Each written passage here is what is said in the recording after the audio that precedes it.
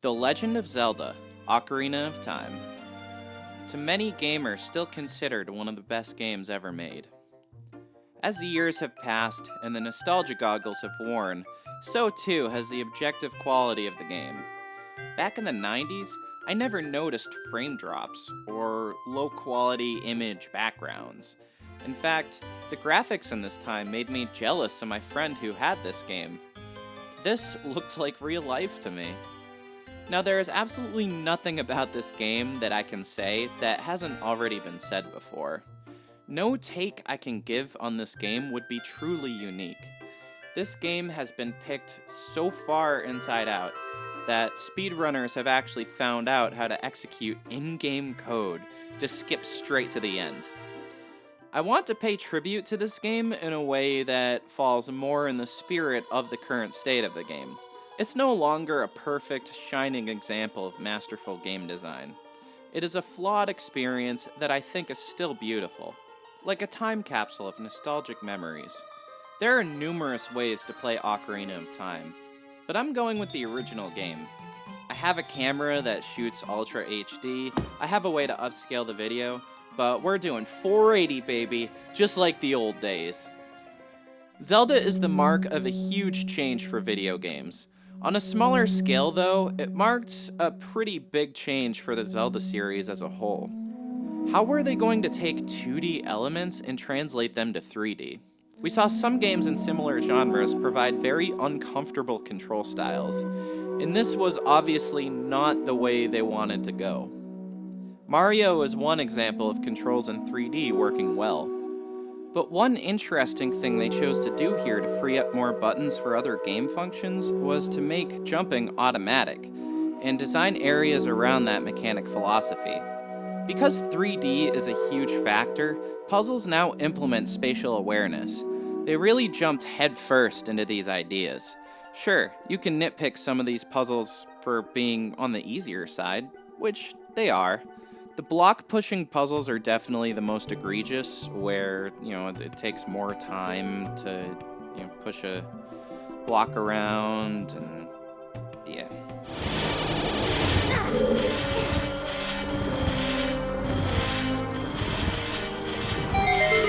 It would just be disingenuous to say that the whole thing is a worthless, basic, boring mess, though. Yeah, a lot of the puzzles are simple, easy dopamine hits to the brain, but even with the need to switch out the iron boots from the pause menu, I enjoyed roaming back and forth and trying to figure out what level the water needed to be at, and what parts of the dungeon hadn't been explored yet. Having 4 rooms immediately accessible in the Forest Temple, for example, and trying to figure out where to go, is a big part of it. It's not just the puzzles in those rooms, but it's the temple as a whole, the layout. It's the larger picture that all these smaller puzzles paint. While you go around fighting baddies and solving puzzles, you have to keep a good map in your head to keep track of where to go. With the combo of smaller puzzles, a larger space to keep track of, theming, a fantastic score, you get the biggest thing people keep coming back to this game for. It's immersion.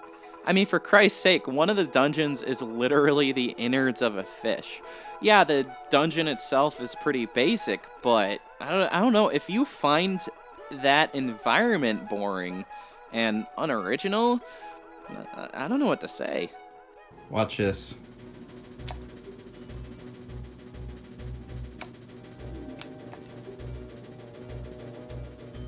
Now, in Ocarina, the developers made a decision with the text that I do agree is an inferior way to do it. But let's dive a little bit deeper on this one. I think they did it for a reason. The way it works is it's sort of sectioned off into categories. There's important text, which the game does not allow you to skip or speed up, and unimportant text, where you can actually hit B and skip the text entirely. To be honest, I actually miss the feature of skipping the text outright in later Zelda games. This ability is actually an improvement to what they had before, which limited the skipping to one bubble. I really wish they kept with it. The reason I still think it's objectively worse than the standard way of doing text is that the system is kind of set up in a wait for a bit or skip entirely state. If they assign the text skip to the B button and completing a single bubble to A, suddenly it would actually become better than the standard, in my opinion. Now, I want to ask a question I think is important in setting the critique for these kind of games in the first place. They aren't shooters. They aren't side-scrolling platformers. They aren't designed with instant gratification in mind, usually. The way this game hits the dopamine centers in your brain is different than something like Mega Man, for example. The goal for how this game is supposed to make you feel is different. So that said, should we really bash it when it doesn't present the fastest possible way of doing something? Maybe if you're a speedrunner, that's important, but that argument is moot when speedrunners can literally inject code to skip to the credits. This game is loaded with puzzles. Do you really solve all puzzles like this?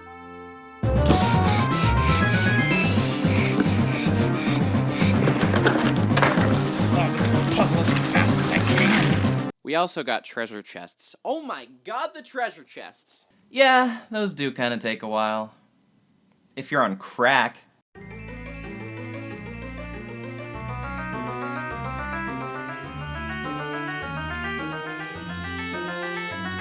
on. Come on.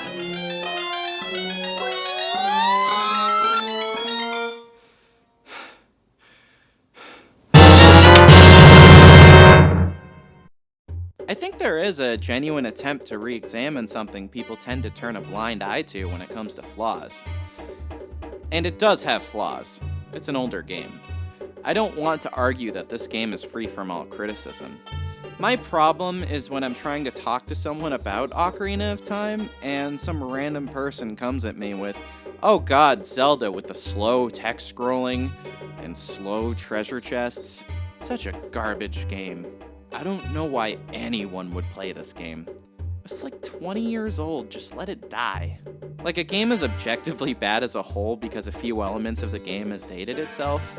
I believe there's a lot more to this game than that, and personally, I don't rank speed as a high priority in a game about exploration and puzzle solving. One unique aspect of this game is its story. At its core, it really is an age-old story that combines the coming-of-age themes of growing up with the tried-and-true story of overcoming obstacles and working your way to achieve something you were unable to achieve before. Interwoven are the themes of childhood, friendship, love, work ethic, and more importantly, coming into your own. None of these things on their own are unique necessarily, but throw in time travel and tell this story in a video game format so you can experience it with the main character, and I think this actually makes for an emotional, heartfelt experience. It really is an experience, by the way. The time travel part is cool enough. The idea of cause and effect is very important, and the fact that it was managed so well in an early N64 era game is incredible. There's a bit in this game where this man, once carefree and happy when you were a kid, is brooding over the past with this kid that came in and ruined his windmill, playing a song that he proceeds to teach you. From here, you literally go back in time and ruined his day.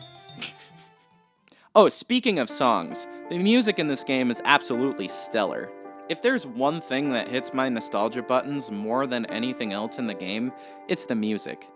Just look around YouTube and you can find countless renditions of songs from this game, whether it's orchestral, rock, synth, whatever. Nintendo even rehashes a lot of the melodies from this game because they're utterly timeless. If there's one thing in this game I can't criticize at all, it's the music. Except for the Scarecrow song. Scarecrow song sucks. And that's my fault.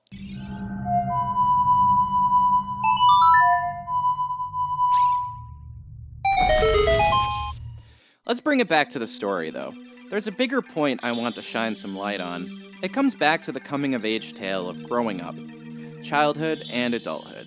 As a kid, there's a bit of a carefree atmosphere. That isn't a guarantee, by the way. I understand that many factors play into that, but anyway, if life is fair, childhood is a fond memory. In the game, you are a literal boy. You're a boy. No one takes you seriously. You're not supposed to leave the forest, you can't go past a gate, you start out with a feeling of restriction. And after you leap that first big hurdle, there's this exhilarating feeling of freedom. The world is large, and it's yours for the taking. By contrast, once you pull the Master Sword, you're sealed for 7 years, and what you wake up to is a broken, corrupt, and cruel world. Things aren't as pleasant, sweet, or carefree as you remember them. In Hyrule Town, it's almost like the apocalypse swept through. All the Gorons have been kidnapped, and you need to rescue them. Lake Hylia is dried up. Zora's domain is frozen over. It's all up to you to go around and make things right in the world, and I think it actually speaks volumes to the real-life experience of growing up and carrying out relationships with people. A good childhood is filled with an abundance of free time and feelings of safety.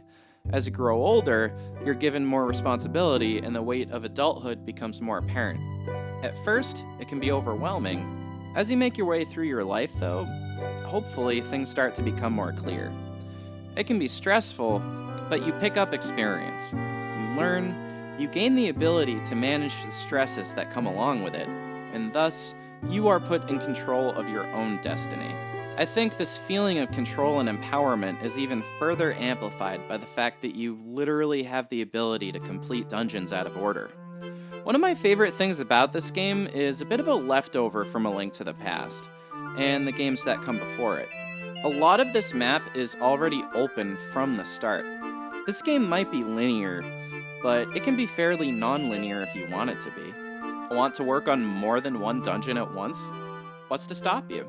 Most of the dungeons aren't locked behind the completion of the one before it.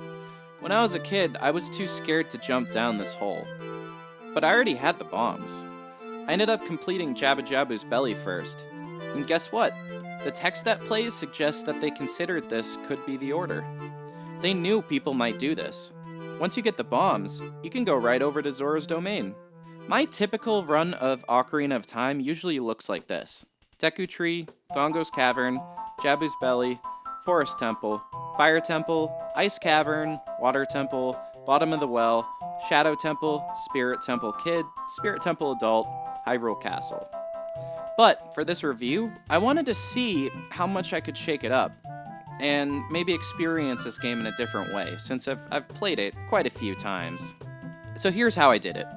Deku Tree, Jabu's Belly, Dongo's Cavern, Ice Cavern, Water Temple, Forest Temple, Spirit Temple Kid, Bottom of the Well, Spirit Temple, Fire Temple, Optional Training Grounds, Shadow Temple, and Hyrule Castle. This is pretty much reflected in how you can complete sections of Ganon's castle in any order. This is the first time I was successfully able to collect the ice arrows, by the way. Nearly 20 years later, and I still hadn't done everything.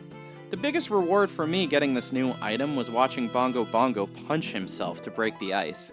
I feel like I can relate. One thing I absolutely love about this game is how interconnected everything is.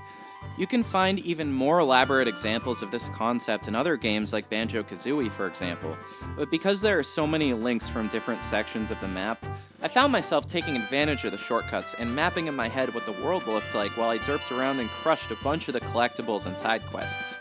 As Child Link, it was easy to go from Zora's domain to Lake Hylia on the other side of the map, to play a song for the Scarecrow after grabbing the bottle, then using the Lost Woods to go back over to Dongo's Cavern, which is conveniently right there. As you progress through the game, you get a horse to speed you up. You get songs to warp you around, and you just feel more in control and more on top of the world as you gain items and abilities. I guess a small nitpick here is I just wish they didn't cut off the path from Zora's domain to Lake Hylia. After you defeat the Water Temple, Zora's domain is still frozen over. I think they should have restored it to the way it was before, like the Goron area, for example. It's not like this game is the best execution of an interconnected world, but I believe it had an influence on some games that came after it. And as much as I think Nostalgia Goggles is a bad defense for legitimate in-game problems, Legacy is important to consider how games historically ended up going in the directions they did. I think it should be at least acknowledged. That said, the game obviously has some flaws.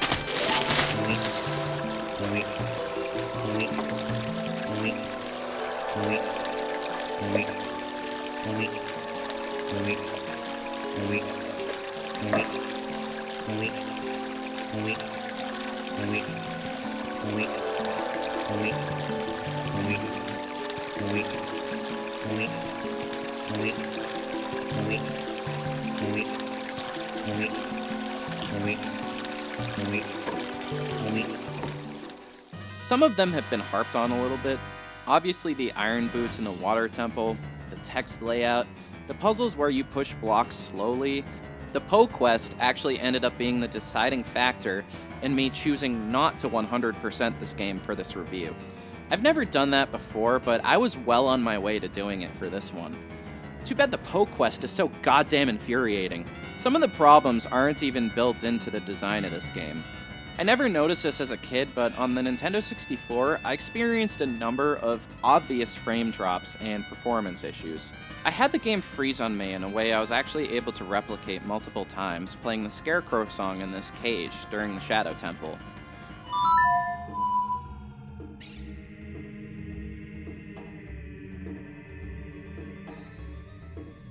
Okay, so I shit you not, this glitch happened a second time. None of these things were apparent back in 1998, but just like the cracks form in our skin as we get older, there are many cracks beginning to show through the original Nintendo 64 classic. That said, it's important to preserve history, and when creating remakes, it's important to keep the original vision that made a project great in the first place. That's why I'm especially happy that Nintendo went and created a reimagined version for the DS. They did right by this game. Nintendo has a weird rep with remakes, but if there's one game they doth be damned if they mess up, it's the legendary Ocarina of Time. Every change they made was an improvement. No more start screen to swap the iron boots. The aiming for the bow was actually improved with motion controls. There's a few nitpicks about atmosphere, and I think they're legit, but it's clear this is a superior version in most other ways. Even better is what they decided to leave intact, where there's every chance Nintendo could have nerfed it. I think making an up-to-date version of this game shows not how dated, but how strong the time-traveling backbone of this old relic really is. While I think being able to look back on old titles critically is important, in my view, Ocarina of Time is still a great title. If you're into action-adventure games and puzzle solving, I can't recommend this game enough. Just one thing. I'm talking to you, Miyamoto. Bring it to the Switch! Oh, also, it's natural just to walk straight to the Master Sword after this part unfolds, but if you check the back alleys, there's a dying guard that talks of a great war, in a way that's kind of out of line with everything else. I think this is a mistake.